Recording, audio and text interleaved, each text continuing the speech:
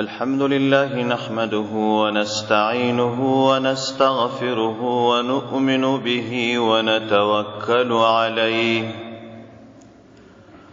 ونعوذ بالله من شرور أنفسنا وسيئات أعمالنا من يهده الله فلا مضل له ومن يضلله فلا هادي له ونشهد أن لا إله إلا الله وحده لا شريك له ونشهد أن سيدنا محمدا عبده ورسوله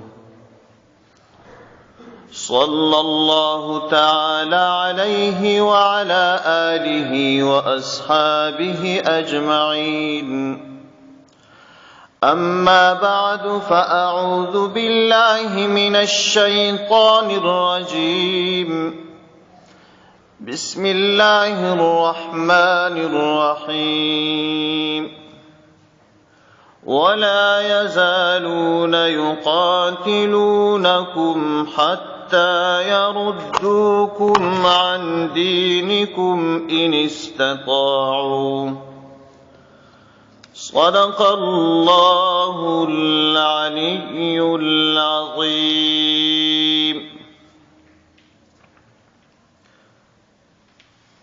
محترم او معزز ورونو، الله تبارک و تعالی چې په مخلوق کې هر څومره شیان پیدا کړي دي په هغه کې ډېرې ګټې وي، خصوصا چې الله تبارک و تعالی د اشرف المخلوقات یعنی انسانانو لپاره کم قانون یا طریقه پیدا کړي را اسکولې، دا یو داسې بهترینه طریقه او بهترین قانون دی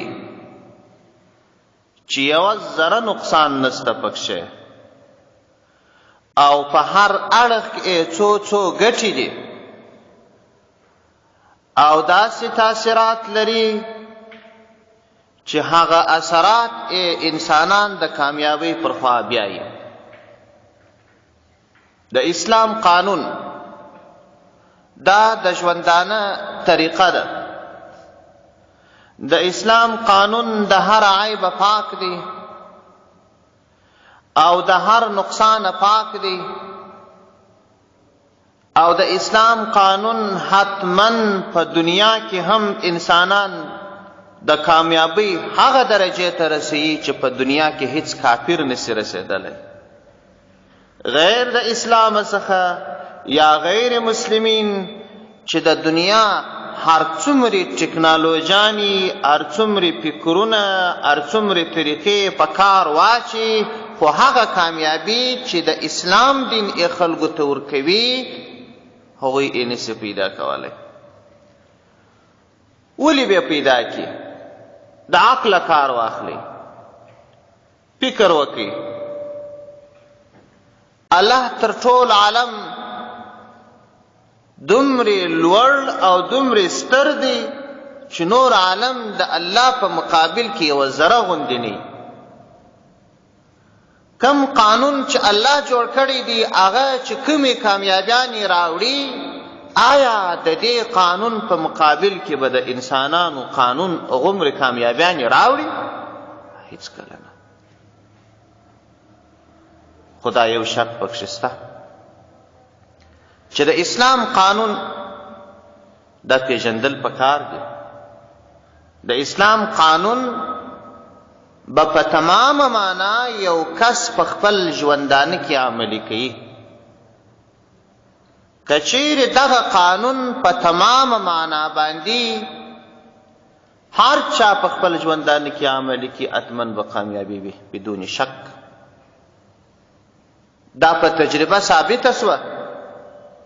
د پیغمبر صلی الله علیه وسلم په نورانی دور کې چې د الله پیغمبر او ورسره مبارک صحابه او د دین په تمامه معنا باندې عملي کی څومره کامیابیانی وي څومره ترقیانی وي دومره کامیابیانی، دومره ترقیانی، دومره پرمختګونه چې اوس خلکو ته ووایې د عقیده خراب خلک بیخي هغه کامیابی درواغ ګڼي. محدود کسان به وه، بې وسلې به وه، د یو لوی قوت په مقابل به ودرېدل، هغه به ځینې ولاړ. دومره مالونه به یې راواخیستل، دومره مالونه به یې راټول کړل چې په اوس عصر کې په افغانیو، په کالدارو، په ډالرو واړه په میلیونونو میلیاردونو جوړیږي. یوازې د حنین په غزا کې څومره زر، په سوونو کیلوګان زر صحابه ته په لاس ورغله. یوه مجاهد ته پیغمبر علیه السلام په سهم کې 100 اوښان ورکړه. 100 اوښان. تاسو 100 اوښان د اوس په وخت کې په بازار کې قیمت کې چې د 100 اوښانو قیمت څومره دی؟ په 100 لکونه کېږي. نو اوس چې یوه صحابي ته دومره غټ عادت حصه رسېږي، دا به څومره پیسې وي په هغه دور کې؟ چې اوس معلومه خبره ده چې ټکنالوژي او د اسبابو اعتبار تر هغه زمانې ډېر مخته تللی دی. دا چې شو یوازې او یوازې کمال د اسلام د مبارک دین په پوره ډول پیژندل او په پوره ډول عملي کېدل. د دنیا غټې غټې امپراتوریانې ټولې د دې اسلام او مسلمانانو په مقابل رانسکورې سوې. د وخت په تېرېدو سره دوې خبرې رامنځته سولې. په مسلمانانو کې غفلت او د مسلمانانو په مقابل کې چې ټول قوتونه و په هغو کې یو حس، یوه هوښیاري، یو حقیقت درکېدل. د اسلام په مقابل کې نور ټول ادیان یو دي، کفر یو ملت دی. هغه که یهودی دي، که نصرانی دي، که مجوسی دي، که زردشتی دي، که بودایی دي، که بت پرست دي، که آتش پرست دي، که ستاره پرست دي، څه دینونه باطل چې په دنیا کې دي هغه د مسلمانانو په مقابل یو قوت دی. تاسو وګورئ، دا خو ښکاره خبرې دي. تاسې په دنیا کې د کافرو د کافر جنگ لیدلی؟ اوس په دا ټوله دنیا کې چې وویني یو کافر سره اخته دي، څوک سره اخته دي. هر ځای پر مسلمانانو بمباري، هر ځای د مسلمانانو ملک اشغال. بس ولې د یو کافر ملک نه دی اشغال سوی؟ دومره کمزوري کافران چې یوه ګوله ډوډۍ نشي پیدا کولی. هلته څوک نه ورځي، هلته څوک د چا مځکه اشغالوي نه. په دې افریقا کې د بعضې عیسویانو مملکتونه شته، غټ مملکتونه دي، لکه د افغانستان څو وار ډوډۍ نه لري، اوبه نه لري، موټران نه لري. هلته دوی نه یوه ګوله ډوډۍ ورکوي، نه هلته د بشري مرستو یو فکر شته، نه هلته دوی ټانګ ورولي، نه هلته دوی تیاره ورولي. ما او تا ته هم ډوډۍ راکوي، هم سړک را جوړوي، هم تیارې راولي، هم ټانګونه راولي، هم فوجونه راولي. ولې؟ خبره په دې ځای کې ده چې دوی یو حقیقت ته رسېدلي دي او موږ غفلت ته رسېدلي یو.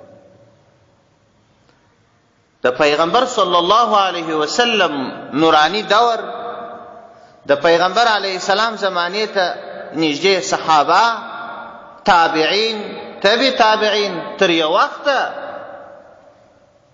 چې د اسلام مبارک دین چا پیژندلی وو، په تمامه معنا عملي کړی وو، پر ټوله دنیا د دې برم او پر ټوله دنیا د دې کامیابي و برتري او د ټولې دنیا تر ټولو ښه امکانات د مسلمانانو. وخت چې مسلمانانو د غفلت لاره خپله کړل، یو قانون به د دین ځینې پاتې دي. په خپل منځ کې اختلاف پر یو معمولي شي باندې یو پر بل باندې ټاپې وهل، معمولي وجې د اختلاف را برسېره کول، دا د غفلت شروع وه. دا د غفلت شروع چې راغله، نو د اسلام د مبارک دین هغه زورور تاثیرات، هغه لمر غوندې ځلاوې، هغه لوی ګټې هغه پر مسلمانانو پر کمېدو شوې. د اسلام دین تاسې د دې دپاره یو مثال پیش کړي. دا ستاسې په لاس چې ساعت دی، په دې ساعت کې څومره ډېرې پرزې دي، د چش دپاره مو په لاس کړی دي.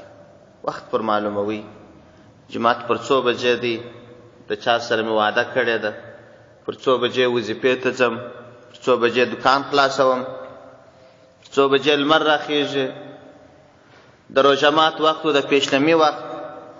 دا ټولې ګټې دغه ساعت درکوي، خو په دې شرط چې دا ساعت به جوړ وي، او که د دې څخه ته دغه یو بجګر وکاږه، بیا به نو بجې څنګه معلومي کې؟ بیا به هغه ګټه تا ته وکړي؟ نه کوي. یا دننه ماشین اخلاص کې یوه یا دوې یا درې پرزې یې وکاږه، بیا به دا ګټه تا ته وکړي؟ یا نه کوي. مسلمانانو دغه د غفلت لاره خپله کړه چې د اسلام ځینې احکام یې یا په خپل مزاج واړول، یا یې د اختلاف په وجه باندې سره ومروړل، او یا یې تعویلات وکړل،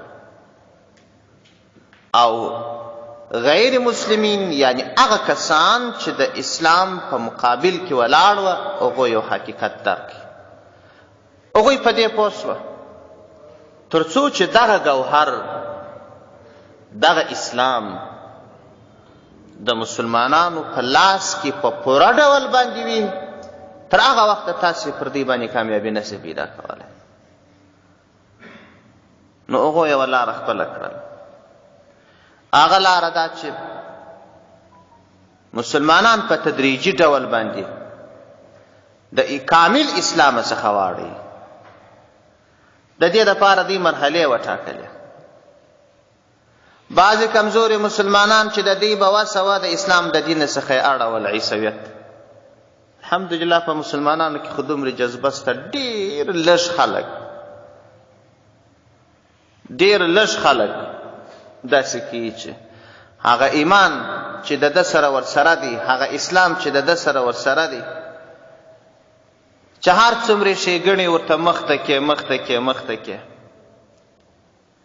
دی دغه خپل دین نه پرېږدي. هو په ګناهونو به یې اخته کړي، یوه ګناه، دوې، درې، لس، شل، سل، اما د اسلام دین نه پرېږدي. او دوهمه مرحله دا چې دی په خلکو باندې ګناهونه شروع کړي، د ګناه اسباب ورته برابر کړي. د دې هدف دا دی چې یو ډول د اسلام یو حکم ته دی ضربه ورکړي، یو ډول په مسلمانانو باندې یو یا دوه حکمه جوړ کړي. داسې دی هدف ته رسیږي. فقط لکه د ساعت مثال چې مې ووایه، چې یوه پرزه و دوې پرزې ور خرابې کړلې، خپله ساعت کار نه کوي. دوی په دې پوهېدل چې مسلمانان د څو محدودو احکامو څخه موږ خلاص کړو، بیا به هم د دې هغه ګراف را کمیږي د کامیابۍ، خامخا به شاته راځي. پر دې باندې دوی کار شروع کړي، او دا د الله جل جلاله د لوري څخه مسلمانانو ته خبر ورکول سوی دی. ولا يزالون يقاتلونكم حتى يردوكم عن دينكم ان استطاعوا. همیش په دغه کفار ستاسو سره جنګیږي، همیش تر قیامته. یا په توره که د تورې توانایي نه ورسره، بیا به نو لفظي جنګ در سره کوي، د دوکې جنګ به در سره کوي، د دوست په جامه کې به جنګ در سره کوي، او د نورو لارو څخه به جنګونه در سره کوي، تر څو چې تاسې د دینه وانړئ. تر هغه وخته پورې د بدۍ د دې جنګ خامخا شروع وي. نو د دې دا حقیقت په ذهن کې راغلی دی چې په هیڅ صورت او په هیڅ صورت پر مسلمانانو کامیابی نسی ترلاسه کېدلی تر څو چې دوی د دین د احکامو څخه جلا نه کړو. هغه و چې د دې جګړه را شروع شوه. یوه لاره یې دا پیدا کړه چې د مسلمانانو ترمنځ خپل منځی اختلاف، اولین لوی اختلاف چې دی ورباندې موافق سوه د شیعه او سني په منځ یې د مسلمانانو په منځ کې راوست. دا ټول امت یې پر دوو ډلو وویشي، دا شیعه دي دا سني. دا هم د کفارو د هغه دسیسو د کفارو د هغه دوکو د هغو نتیجه ده. وروسته نو بیا په هره ډله کې د اختلاف لارې پیدا کړل. دا خو یو کار شو. دوهم کار یې دا شروع کړي چې مسلمانانو ته د ګناهونو اسباب برابرول، د دې دپاره چې مسلمانان په ګناهونو باندې اخته سي. د دې دپاره یې پوره تبلیغ کاوه چې کم اسباب د ګناه دي، هغه که سینما وي، که فاحش فلمونه وي، که د کفارو لباسونه وي، هغه یې د تبلیغ د لارې څخه د دنیا هر کونج ته رسول او مسلمانان یې پخته کول. تاسې راسئ یو وار موږ د خپل ګریوان ته سر کښته کړو، فکر وکړو، د دا خپله ځانه به شروع کړو، په دا خپل لباس او کلتور کې به فکر وکړو، او بیا به یو کافر هر ملک چې ستا خوښ دی د کافر ملک د هغه په کلتور په لباس کې به فکر وکړو. هغه به هم تر 50 نیکه ورسوو، ما او تا به هم تر 50 نیکه ځانونه ورسوو چې ما او تا د ده کلتور ته راوښتي یو که دی راوښتی. زما او ستا پلار څنګه لباس کاوه؟ نیکه مو څنګه لباس و؟ ور نیکه مو څنګه لباس و؟ ځه زما او ستا تر ستر لارښود پیغمبر علیه السلام پورې څنګه لباس و؟ هندو راواخله، د هندو څنګه لباس دی؟ د پلار یې څنګه لباس و؟ د ور نیکه یې څنګه لباس و؟ ځه پسې ولاړ شه، د ده تر 50 نیکه و تر رهبره ولاړ شه، شرط چې د په لباس کې یوه ذره تغییر نه یې راوستلی، د افتخار بولي دا زما لباس دی، دا زما شکل، هېڅ چا لباس ته نه و راوړی. ځه راواخله، انګریز راواخله، پوښتنه ځینې وکړه د ده د لباس، د پلار لباس، د نیکه لباس، د ور نیکه لباس، ځه تر هغه خپله ځایه پورې. خوا به نه سره بدو، د عقله څه به کار واخلو، د فکره څه به کار واخلو. آیا دغه د ده لباس ته، د ده کلتور ته، د ده رواج ته زه ورته راوښتي یو که دی؟ که دی زما او ستا لباس ته راغلی دی، که زه ورته راوښتي یوازې په لباس کې نه، دا کلتور لفظ چې مې یاد کړي په هر رواج کې د مسلمانانو ترمنځ مېړانه ده، د مسلمانانو په منځ کې میلمه پالنه ده، د مسلمانانو په منځ کې ورورولي ده، د مسلمانانو په مابینځ کې محبت دی، د مسلمانانو په منځ کې خدمت دی. د مسلمانانو دا عادت دی چې کله یې مور پلار سپین ږیري سي خدمت یې کوي، په قریبانو کې چې یو څوک ناروغه سي همکاري ورسره کوي، په قریبانو کې چې یو څوک کمزوري سي په قرض پیسې ورکوي، او په مسلمانانو کې چې یو څوک ناروغي پوښتنې ته یې ورځي، او په مسلمانانو کې چې میلمه راسي دی ډوډۍ ورکوي. دا زما او ستا لباس او دا زما او ستا کلتور دی د مسلمانانو. د کفارو ترمنځ کلتور څه دی؟ هغه دا وایي چې مفت شی نسته، ښځه به هم کار کوي، نر به هم کار کوي، پلار به هم کار کوي، زوی به هم کار کوي. مور پلار د شروع څخه ته ژوند تر پایه پورې جلا یې ځان ته غولک پیدا کړی دی، په هغه کې څه څه اچي، وایي زه چې سپین ږیری سم بیا به د دې څه استفاده کوم. زوی چې ځوان سي په خپله لاړ سي. څوک چې قرض نه وغواړي قرض نسته سود ورکوي. میلمه چې راسي هوټل جوړوي، هوټل ته ولاړ سي. تر اوسه پورې په دنیا په کفارو کې دا رواج دی چې ته کور ته ورسې، د ده غټ کمال دی کور ته دی تا نه بیایي، هوټل کې ځای در نیسي. اوس نو راسي موږ او تاسې دا خپل کلتورونه، دا خپل کندهار ته نو مه ګوره، نورې دنیا مسلمانانو ته ولاړ سه. میلمانه مو په هوټلو کې دي، څو کوره په دې کندهار کې دي. دا خو لا موږ هغه پر خپل کلتور پاتې ولایت بولو چې په ټوله دنیا کې پر خپل کلتور او فرهنګ پاتې ولایت کندهار دی. څو کوره په دې کندهار کې دي. په ښار کې وایي شاوخوا یا کندهار ولایت 3 میلیونه نفوس دی. څو میلمانه به ستا به فکر په دې کندهار کې وي؟ هره شپه 1000 نفره به مسافر یا د هراته راغلي دلته بې شپه یا به د کابل راغلي دلته بې شپه یا به د هراته کندهار راغلي دغه د پاکستان راغلي یا به د هندوستان راغلي. بالا خو به نه دا یې 2000 نفر، دا یې 3000 نفر. آیا د 3 میلیونو انسانانو لپاره بې ننګي نه ده چې 3 زرو نه پورته ډوډۍ نشي ورکولی؟ ولې په هوټلانو کې دي؟ دا خو ما او تا د خپل کلتور پرېږدي. زما او ستا کلتور خو دا دی چې میلمه ته ډوډۍ ورکړو. زما او ستا کلتور دا دی چې څوک غریب څه قرض ورکړو. څومره بینکونه په دې ښار کې جوړ شوي دي، ټول سود کوي، ټول بدون استثنا. کم یې نه کوي، ګوته پورته کوي چې پلانکی بانک سود نه کوي. یو ووایاست څه معنا؟ دا زما او ستا په ولایت کې چې پر دا خپل کلتور پاته دی دا ولایت.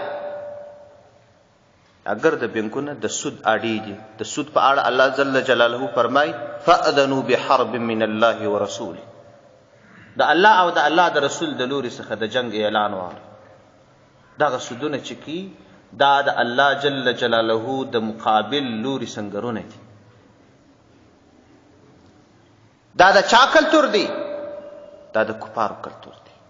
سود تو راوښتي کفار په دې کامیابه سوي دي چې د خپل فرهنګ ما او تا ته ښایسته کړي، په سود مو اخته کړي. دا وسیله رحم هم له منځه راسیوسي، میلمه پالنه هم له منځه راسیوسي، لباس هم له منځه راسیوسي، خپله ژبه هم موږ په منځ کې رایج کړي. په دې مشهد کې څومره انسانان ناست دي، د دې هر کس 1 لفظ 2 لفظه 5 لفظه 20 لفظه انګریزي زده دي. خامخا یې اورېدل یا مستقیم یا غیر مستقیم ډول. ولې چې هېڅ لفظ یې نه اورېدل، اسباب داسې دي چې د هغو نومونه انګلیسي دي. تاسې ولاړ سئ د شرق یا د غرب په منځ کې په یو ښار کې د دې یو کلیسا ته ورسئ، یو پښتو لفظ په ګرده کې د چا زده یو عربي لفظ به زده یا تا خپله ژبه یې هم په ما او تا دومرې تپلې ده. په هر صورت خبرې راسه اوږدې نسي، مقصد مې پاته دی. نو د دې دوهم جنگ دا دی اوله مرحله کې اختلاف په خپل منځ کې د مسلمانانو ور اچول. مسلمانان دا حقیقت نه درکوي چې اختلاف موږ نه کوو، موږ د کفارو په مقابل یو موټی. مسلمانان دا نه کوي چې د یو مخه څخه د مسلمانانو د کفارو لباسونه کلتورونه ټول ورد کړي، چې موږ خپل یو هویت لرو، یو استقلال لرو، یو همت لرو، یو کلتور لرو، یو پت و عزت لرو. دریم کار یې پر عقیدو باندې کار کول. هغه د عقیدو کار یې ډېر خطرناک دی. دا په دریمه مرحله کې دی کی ځکه هغه اختلاف والا هم داسې وي چې هر څونه اختلاف کوي خو پر دین میین د ورور سره اختلاف وي. تر دا درجې خو رسېدلی وایي تر تا خو مې کافر خوښ دی، تر دا درجې خو رسېدلی. هغه وایي لا اله الا الله محمد رسول الله 5 وخت لمونځ کوم، ویا امریکایي در تا 20 واره بیا دی. دا ځای ته خو رسېدلی یو، خو بیا هم چې د داسې په د خپل دین په د خپل فکر او خپله عقیده پوښتنه وایي ته یې وایه کفارو سره مې نه ده جوړه. او هغه دوهم کس چې په ګناه باندې اخته یې چې پوښتنه ځینې وکړي چې ځوانه دا دې ځانه څه چیش جوړ کړي دي، دا اوس ته چیش کوې؟ وایي بس خدای پاک کې توفیق راکړي، و ګناه ده په اخته یمه، بس الله دې توفیق راکړي چې د دې کفارو د لباس خلاصم. دین خو مې خوښ دی، مسجد ته راځم لمونځ کوم، قرآن سره مې مینه ده، د دین سره مې مینه ده، د احکامو سره مې مینه ده. دا هم ښه دی نسبتا. فکر خو ورسره ستا، طلب خو ورسره ستا، د چا سره چې طلب وي داسې ځوان جار سم، دا خو به اخر لارې ته راځي، دا خو به اخر پر دې خپلو کړنو پښیماني کوي. دریمه خطرناکه مرحله دا ده چې د خلکو پر عقیدو باندې کار وکړي، چې دا سیکولر خلک ځینې جوړ کړي، هغو ته څو شیان دوی په ذهن کې ورکوي. اول یې د دې ځای ورته را شروع کړي وایي دغه ملایان چې دا حدیثونه تاسو ته وایي چې کله څوک غلا وکړي لاس ځینې پرې کړه او کله چې څوک زنا وکړي 100 درې ووه دا خو هم د عقل خلاف خبره ده دا خو د بشر ضد جرم دی دغه ملایان چې دا خبرې درته کوي ملایان یا په د حدیثو نه پوهېږي یا دا حدیث چې تا ته وایي ته په دې څه خبره چې دا حدیث تر تا صحیح را رسېدلی دی که یا دا 1400 کاله چې پر تېر سوي دا که چا د ځانه جوړ کړي څه سند لري پر دې باندې چې دا حدیث دی د دا ځای درته را شروع کړي دا ته مه ښوروه دا ژبه چې املا خلکو پرې ایښې ده دا خو په هغه زمانه کې ابوجهل هم پرې ایښې و دا خو د هغه زمانې یو رواج و تا د ملایانو خبرې دي چې دومره درته جوړه کړې ده چې دا ژبه کې دې ایسته کړل بالا ولاړې ده چې نه وتلی هغه ځوان چې مخکې هم ژبه خریلو سره شوق پیدا شوی چې دا لاره ورته پیدا کړي شیطان هم هلته ورسره کومکي سي وایي اوس ښه وایي ښه وایي موري صاحب ته د دې دپاره هېڅ سند نشته ولې دا حدیث نه دی ګوره دا حدیث تر تا څنګه را رسېدلی ته څه سند لرې چې دا حدیث دی که نه دی نو اوس دا څه ورته ووایه چې ته نو پر دې څه سند لرې چې د ابوجهل ژره درلوده که نه درلوده که ابوجهل ژره خریلې او پر دې بیا ته څه سند لرې دا شک د اسلام په احکامو کې پیدا کول معماوي د خلکو په ذهنو کې ور پیدا کول یوازې دا حکم نه راځه داسې شیانو کې شکونه پیدا کوي چې هغه ټول هغه شیان دي چې د دینه لرې کېدل دي اوس په داسې شکر سره نه پیدا کوي چې یو څوک ورته وایي چې ښه نو دا خو که دواړه لاسونه پرې کېدل و نو څنګه یې پراخ خوا نه ځي پر دې خوا را روان اشه دا تراویح خو 6 رکاته نه دي 8 رکاته د نبي علیه السلام 8 رکاته کړي دي د نبي علیه السلام سره یوازې په حجة الوداع کې 1,10,000 صحابه وه دا چې نبي علیه السلام وفات شو دا په لکونو انسانانو چې سلګونه کلونه دا 6 رکاته راویې کړي پر دې سترګې پټ چې نبي علیه السلام 8 رکاته راویې کړي او دا خو سنت دی کې وکې که نه وکې پروا نه کوي یاره د دې لمانځه فرض 4 رکاته دي دا سنت چې مخکې وکه وروسته وکه هم سنت خدا دی چې ویې کې ثواب لري کې ونه کې ګناه نه لري دا ولې د املایانو پر تاسې داسې لازمه کړې ده چې خامخا به کوي دا بل حکم اشه دا خبره راواخله د اختر چا ویله چې واجب دی دا سنت عمل دی که دې وکړي ثواب لري که دې نه وکړي اوس نو دا دونه پسونه چې په دنیا کې حلالیږي په یوه ورځ باندې څونه تاوانونه رسېږي د املایان خو دې ته حساب نه کوي دا چې دا خلک د لوږې مړي دي دا چې دا خلک د ماښام ډوډۍ نه لري ولې پیسې په دې کې نه مصرفېږي ولې پر سړک نه مصرفېږي ولې پر پلچک نه مصرفېږي هدونه انسانان چې اجو ته ځي څونه پیسې مصرفېږي څونه جازونه و تیلو پلکو ډالر ملک مو در بدره دی د ماښام ډوډۍ نه لري عجیبه خلک یاست اش خو هغه وخت وکړه چې ستا ملک جوړ سي ستا کار جوړ سي ته د هغه سې ګوره داسې شکونه پیدا کول موسیقي خو نه ده حرامه دا خو د ملایانو خبرې دي چا ویله چې حرام تصویر نه دی حرام دا اوس ملایانو پسې راواخیستل نبي علیه السلام په زمانه کې خو چې هغه تصویرونه وه خو بوتان وه خلکو عبادت کوي اوس څوک عبادت کوي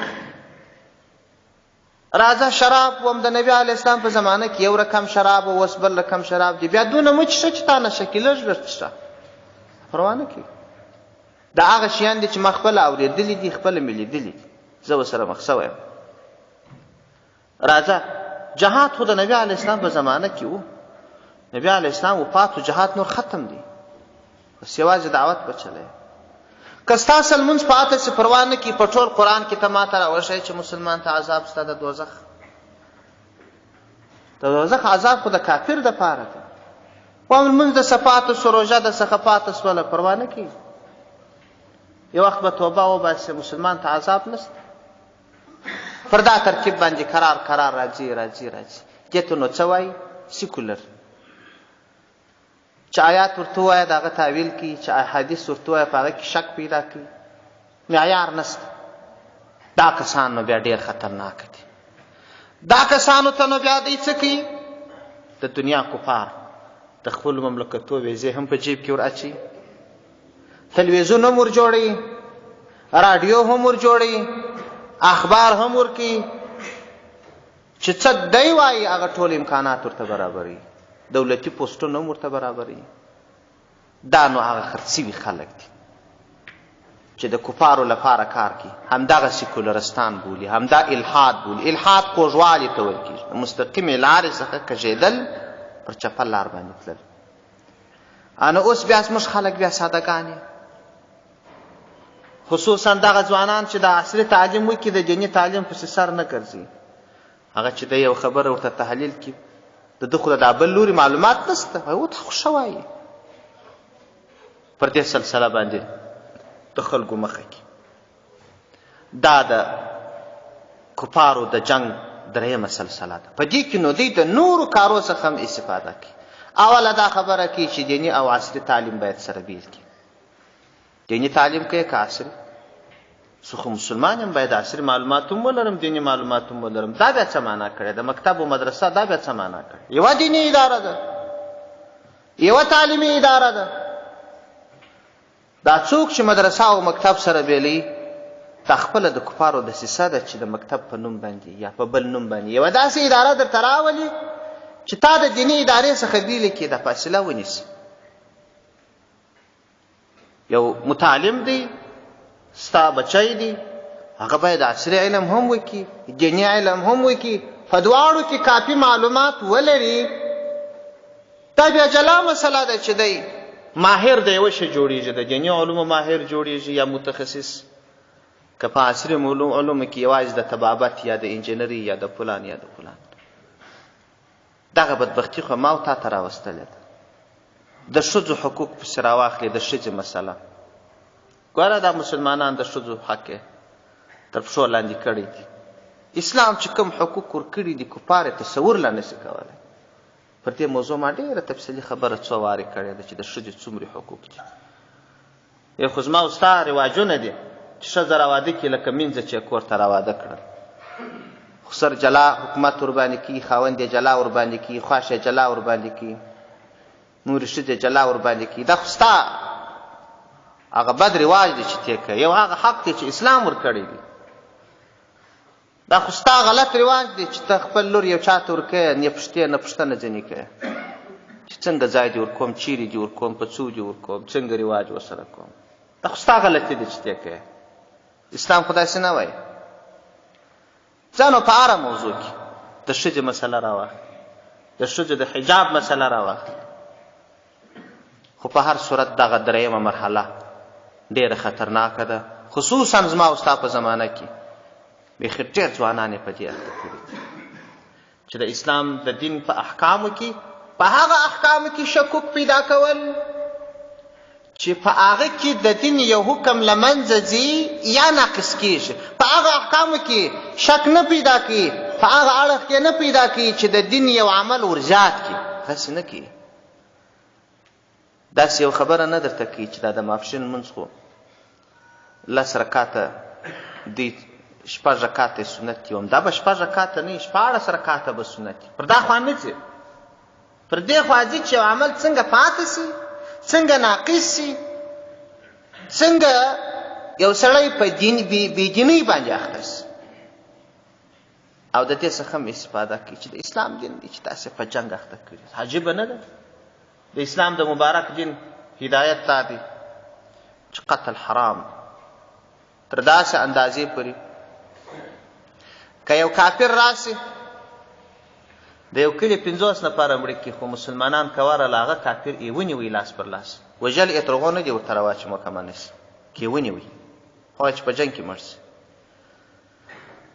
مجاهدین چې یو کلی فتح کوي، په هغه کې به ښځه نه وژني، سپین ږیري به نه وژني، د هغه کفارو هغه د معبدو راهبان هغه به نه وژني کې جنګ نه کوي، کورونه به یې نه سوځي. خو دوی څنګه کوي؟ دوی چې هر کلی کې شکمن پیدا شي د یوه مخه ټول خلک وژني، ماشومان، ښځې، لویان ګرده وژني. نو د اسلام د دین چې کوم هدایات دي او هغه چې تا ته د څومره تمدن، دغه تمدن چې په دنیا کې راغلی دی، دا د ښاروالۍ نظام، دا د وزارتو نظام، او دا د مالیو ټولولو نظام، دا د مځکو د تقسیم نظام، دا د نقشو نظام، دا د قومونو قبایلو ثبت و رجسټر د ټول عمر رضی الله عنه کړي، چا پیژندل نه. دا د اسلام د خلافت څخه دا تمام عصري علوم اول د یوناني ژبې څخه مسلمانانو د هارون رشید په زمانه کې عربي ژبې ته راړولي دي، نور دنیا په خبره نه. مسلمانانو دا کار وکړي چې په خپلو ټولو تعلیمي ادارو کې دا اوس معاصر علوم ټول عام کړل. دا چې اوس دی درته وایي چې د اسلام دین دی تا ده د تمدن لرې کي، د پرمختګ دې لرې کي، نه. اسلام دین ستاسو هغه پرمختګ غواړي چې په دنیا کې ته تر ټولو لوړ یې، هغه پرمختګ ستاسو نه غواړي. اما دغه شی د فکره وباسه چې د اسلام د عقیدې سره پرمختګ که بدون عقیدې دی، دا شی تا ته ذهن ته درکړی دی چې د اسلام عقیده ده ذهنه ونه باسې تر هغه وخته پرمختګ نشي کولی. دا ولې دا د عقیده معیار ده، ولې دا د لباس معیار دی، ولې دا د کلتور معیار دی، پر دې څه سند دی؟ نو الله دې موږ او تاسو ته توفیق را نصیب کړي چې دغه کفارو ته ویښ سو او د دغه کفارو دشمنۍ چې زموږ سره دي هغه ته خپله هم متوجه سو، خپل کشران هم ورته متوجه کو. د اسلام هغه حقیقي دین د دې خلاف چې هر څوک قدم ایږدي، هر څوک بدون استثناء هغه بد دی، او دې دین ته چې هر څوک په تمامه معنا رالی هغه چې هر څوک یې زموږ سر وسترګي. خو کافر زموږ دوست نشي جوړېدلی. هو په مسلمانانو کې مو دشمنان پیدا سي، خو یې وخت به دوست، خو کافر هیڅ وخت نشي دوست کېدلی. دا شی ذهن ته ورکړئ. او ستاسو کامیابي اتمن او اتمن د اسلام په کامل دین کې، د بل دین کې نشته. الله دې توفیق را نصیب کړي. وما توفیقنا الا بالله. سبحانك اللهم وبحمدك.